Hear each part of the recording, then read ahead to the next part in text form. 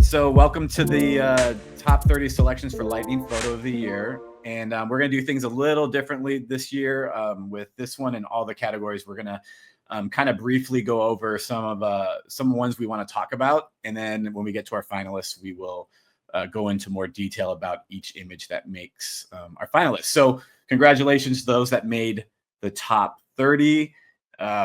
Lightning this year, there was a couple of really spectacular photos that I saw come across my social media this year. And I love tornadoes and supercells, but lightning is kind of my heart and soul passion. And so I really love seeing cool lightning photos. So Jennifer, Dennis, you guys have any images you might want to like highlight or just talk about, even if it's not, it's these that we're talking about doesn't necessarily mean that these are the ones that are going to make it to the end, but just images we like and we want to talk about, but we still have to go through and vote on everything and kind of really look at these in detail. Let's start with number 16, in my opinion. Okay. I will find it. Oh, yeah. This one caught my eye. Yeah. Mine too. Yeah. Dennis, I know you brought it up. Yeah. And I don't want to like take the floor, but I just want to say this was in Tucson, north side of Tucson, Arizona. Mm-hmm. And I was helping lead a workshop with this other guy. And we were down by Sonoyta, if you know where that is. So it's about an hour southeast of Tucson. Yeah. And while I'm there and we're waiting for something to happen down where we are, I see this isolated storm go up. And in the distance, I can see it. And then on radar, I see bolts striking all outside of where the rain core is going, oh, so these are like great clear air bolts. I swear like I might have seen one. And so, I'm just dead inside going, I want to get there, but I'm helping lead this and there's no way I'm going to get there in time. And so anyway, then when I see the shots, and this one and number 17, I think they're different lightning strikes, but from that same storm. Yeah. In Arizona, these shots are incredibly rare. Like we don't get these very much. Like they happen, but just not like this, the light seeing the landing point. So anyway, it was very aggravating. Oh man, I could tell. Well, but, I think, so as you said, the bolt itself is unique and it's rare. I saw in my whole life 2 or 3 maybe similar like this. So, but what I love about the picture is not also the lightning strike, but also the background, the lighting of the day. You have the fading daylight, the transition from the warm yellowish oranges tones to the blue, and the big storm cloud leaning just like between these both lighting styles. So I think overall it's very sharp. I don't know how long the exposure was, but well developed, not overdone anything. So just the bottom right of the boat, a bit out of the shot, but we all know this. You need to have 100% of the luck at this time. So it's close to 100%. Overall, I like the way it is made horizontal, not horizontal. What do you? Portrait mode. Yeah. Well, it looks like it was shot at 0.8 seconds at f8 and ISO 200. So I'm assuming lightning trigger was used. Yeah. And the fact that it's a little bit off to the right where some of the bolt goes off screen, I'm assuming, because that's what I'd be doing. Unless I had seen one of these already, I would have been aiming more central to get the lightning come down the middle. So the fact that it didn't just go completely off camera is also very lucky, because it could have easily done that. But overall, I love this one. I honestly, for me, like everything is amazing. If I hadn't seen the landing point, it would have taken like maybe 10 to 20% of the amazingness of it away. But the fact that the landing points are there, and it's a double landing point, it's awesome because you got a little silhouette of mountains in Arizona and some cactus, and then you still get to see where it lands. And that's just the icing on the cake. Jennifer, what about you? You got anything you want to highlight?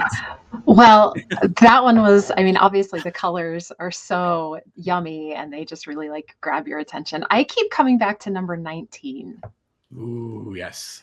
Mhm. I just love this like creamy, dreamy blue setting. And it's so common to get a lightning bolt in the dark, but like to have this scene that's so well lit and there's dimension with the rain and the hills being obscured a little bit. I just think, and the highlights are so well controlled. I don't know. I really like this one. No, it's very it's one of those storm photos that I feel like where people think storm photography is so like, crazy and violent or whatever, where this has a serenity to it despite lightning striking everywhere. There's something about the water and the colors and, like you said, the softness of it that really like it feels serene to me. But I also, a scene like this is a sit back with a glass of whiskey and enjoy this as a calming experience, not a terrifying one that some people would be afraid of. So yeah, no, I really, really like that one. I want to talk about these two, which I think is really interesting because two different photographers, of course, and I don't know how far apart they were, but we can kind of see here that this one looks like it's taken maybe from like the east of the storm. And I was out chasing this day. I forget exactly. It was in Kansas near Garden City. And I remember, of course, leading the tour group and not being able to stop when I saw the fire and the lightning striking, and we were trying to outrun this and stuff. But what's really interesting about this image to me is in both of these is that this looks like it's taken a little east, and this looks like it's taken more to the south of this one. And this one has a little bit of an issue with like, looks like the highlights were a little blown out. And when you bring them back, it can look a little gray. And that's kind of something you want to try to control a little bit, like maybe not make it look like it kind of went to a black and white. But my God, this photo has so much like energy and like craziness to it with the fire. And the lightning that day, we were there. The lightning started this fire and I think another fire, and it was wild to see it happen. We had people with us from another country, from China, and they were like, that fire just started from that bolt, and it was amazing to kind of see it happen in person. Also, luckily it wasn't a house, and there didn't seem to be any houses nearby. But it was such a crazy scene. But I feel like these are two interesting shots because you can see how the lightning bolts look very similar. But if you go back and forth, you can see how it just you move a little bit to the south of this one and see more of the filaments to the left, where this one is a little bit tighter because you're looking dead on, and it gives you like this idea of where the bolt actually happens and how they can look different from a different angle. And also the editing styles being kind of different. Although I kind of wonder if the lighting was just also, from the south, it can look a little darker looking right into the storm, where from this side, it's a little bit lighter because you're a little more east and there's sunlight coming in mostly from the south. But to me, storm chasing in general is about spur of the moment, seat of your pants, capturing images on the fly.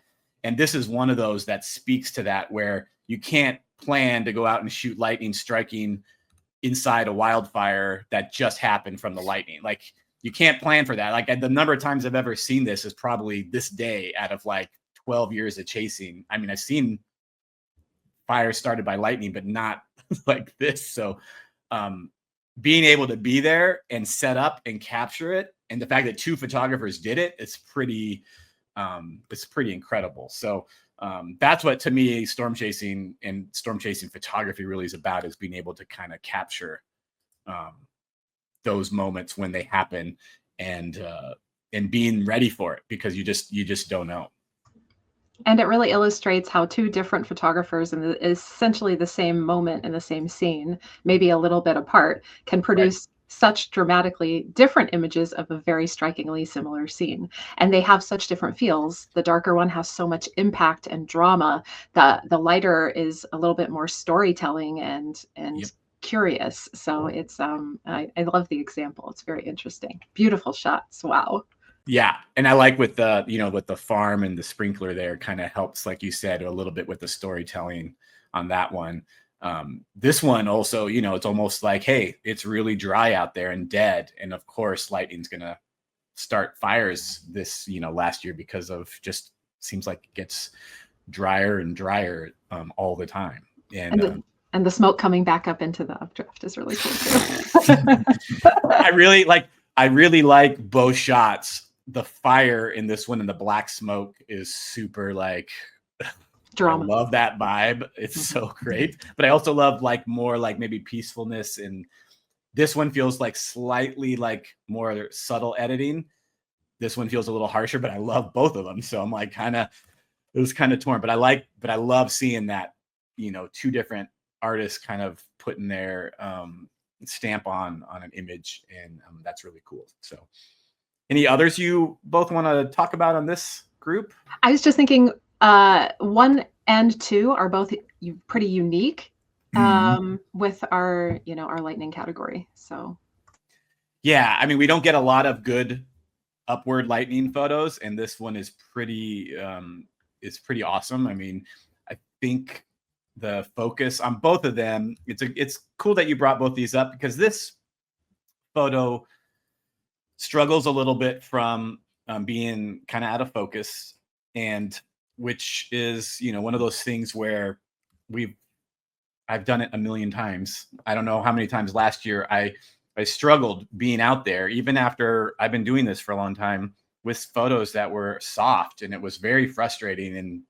And so afterwards you kick yourself. But especially I would have just been crying, because this lightning strike and the person who caught it, it's one of the coolest lightning strikes I've seen like come across my screen in a long time. And there's a lot of great ones, but the perspective, you know, we're looking at, you know, these two where you've got these clear air bolts that fly out the top of these storms, and this one, it's showing it coming right at you, but not just like out of the top, but it's like out of the very top and then going up and then coming down. Like you get such a 3D feel to it. Yeah. It's incredible shot. Congrats to the person that caught it. I saw it come across social media and it went crazy, and it was just amazing. Dennis, you had one more? I think it was number 14. 14. Yeah. Yes. This one drew my attention in my first view, and I really like this one, except for some, for the, I have preferred to have it a bit more cropped, because the left side of the image is not showing very much. Yeah, there's this, I don't know what's going on there. It's this factory or some stuff. Oh, it's I think it's a power plant. I forget what kind. Gas plant This or is something. Gila Bend in Arizona. Yeah. Yeah, maybe this is the reason why it isn't cropped a bit, but the bolts itself with the landscape, I think it's incredible. So no, I love it too. And the person who shot this, the only reason I know is because he was a guy from France that was out, I think, getting paid by a company doing like capturing lightning and stuff for like a lightning detection, lightning something, a weather company. Yeah, I think I know. Florian. And so I met him and his girlfriend, and so they were out for like a month or two and I'd run into him every time. And so, you know, when you see someone fly all, you know, from another country to come spend a month in Arizona to shoot lightning, it's really cool when you see them succeed. And this spot for me, I've always wanted to try to get lightning striking that plant. And so it's kind of tough because there's not a lot of places to get a good view of it without being right on top of it. So I see why he is capturing the foreground like he did. I see it. So, but unfortunately, the one bolt is not, it's going too much to the right, But yeah, but I still think the shot is great. What I love most about this, the dark mountains in the front and the bolt lit up the furthest one. Yeah. And I mean, I would the be 3D type of. Yep. No, I agree. And in this one, you see the landing point right there. And this one, you can tell it's nice to get one that you see the landing point, and then also one that it gets tucked away, but still lights up the other side of this. That gives you such a great effect.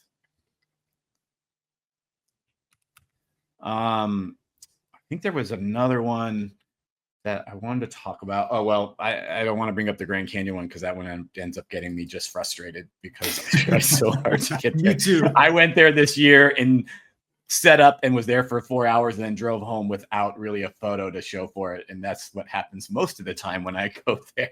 So it's very frustrating. This one is, I kind of just wanted to highlight this one because this is also one that I've tried to get forever. This mountain range is called the Four Peaks, and it's northeast of Phoenix. And I've sat up there a million times. And on this night, I left a spot where I had this view for like an hour, and then I left because it didn't look like it was going to happen. And then I came back and I got a shot, but not like this. And so these are the Four Peaks, and getting lightning hitting like right around the Four Peaks is kind of, if you live around this area in Arizona, it's kind of one of those bucket list shots you want to get. So I know that this person got their bucket list shot this night and then some, because it wasn't the only one that he submitted with it hitting around the Four Peaks. So it's easy. There's a lot of shots that are entered that we don't know the entire stories behind them all. I know this one, it just especially is kind of one of those bucket list shots. And maybe the last one, and Jennifer, unless you have another one, but this one I know from a bunch of like chasers that were going crazy. I forget when. I think it was a little bit weak towards the end of June with the planes chasing, and a lot of people bailed on trying to get tornadoes and went to crazy supercell potential around Utah, northeastern Arizona, and stuff. Weirdly in like late June, and got some insane shots that people don't usually get. And so, I think this was Canyonlands or somewhere up there. I probably have it wrong in the description. It's Dead Horse Point State Park. Oh, Dead Horse. Yeah. So just getting a shot like this there again is like. And if you know this place, it's very dangerous to shoot this one because you are so exposed on the edge of the cliff, and your car is maybe 200 yards away or so. Yikes. And that's not a good spot to capture lightning. And it's not so far away from this perspective. So I was at this point many times, and I would love to shoot lightning there, but I would so scared there. Well, like you said, it's shot at 14 millimeters. 14, okay. and it says it's cropped to 85 pixels wide on a Sony A7R4. So I don't know that there's that many more pixels that you would have cropped it down from. I don't know what the Sony is, but I know that it couldn't have been cropped down that much. So. I'm curious if we're still standing there after this one. Yeah. Well, it looks like it's coming right at him over this. So pretty soon you're probably leaving. But my God, like Jennifer, any closing words or any other image you want to talk about before we close out this one? I think we maybe should talk about 29 before we move on. Yeah. So many great shots, everyone. Great work. But this was really interesting to me. I when you zoom in on that lightning bolt, I was looking at this going, what is this? And Mike says it's a plane. I'm going, wow. Yeah. It really does. Like, it's kind of hard to see because it almost looks like it could go behind it. But the one thing is there's a little starburst where it would hit on this entry point and then exit on this side of the plane. And so for that to be right there and also I asked on Instagram, because I saw this one and said, that's hitting a plane, right? And the the photographer said, yeah, it is. And I'm like, oh my gosh, please enter it in our contest, because it's like, we need something like this. And so it seems to be hitting a plane. Crazy. Yeah, pretty in terms of editing, I think there are some challenges, but I mean, in terms of having a seriously unique shot, Yeah. you don't see that very often. So, and I appreciate the scene and the colors as well. So. Yeah, for sure. Sure. It's, if I ever got a shot like this, it'd probably be time to hang it up and say I've gotten everything I can get, because this, I mean, you feel for the people in the plane, although I think from what I've learned to getting struck by lightning, you don't really feel anything. It's like a flash and I probably hear some thunder, but oh my gosh. So crazy. Yep. These were all awesome, great photos. Thank you all for submitting and entering, and we are going to be voting in the next week for the top 10 finalists, and good luck to everybody.